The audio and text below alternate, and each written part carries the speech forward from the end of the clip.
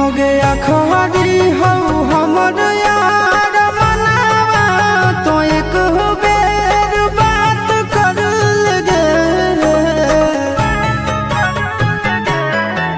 हो गया खरी हो हमर यार मनावा तो एक बेर बात कर लगे। हो गे सोना यारवा हो भरती पटनवा में आके मुलाकात कर लेगे। आगे सुना यारवा हो भरती पटनवा में आके मुलाकात कर लेगे। आगे चली जाइबौ छोड़ी के दुनिया विदाई अपने हाथ कर लेगे। आगे सोना यारवा हो भरती पटनवा में आके मुलाकात कर लेगे।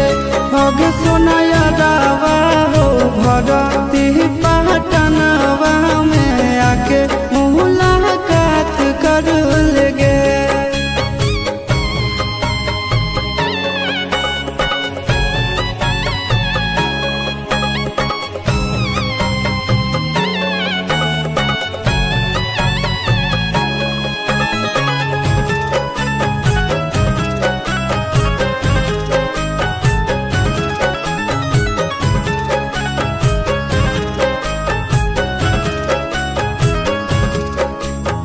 मरे घड़ी पनिया पिलाई दी है जान गे।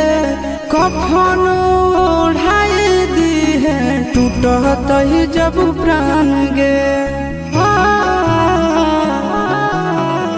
मरे घड़ी पनिया पिलाई दी है जान गे।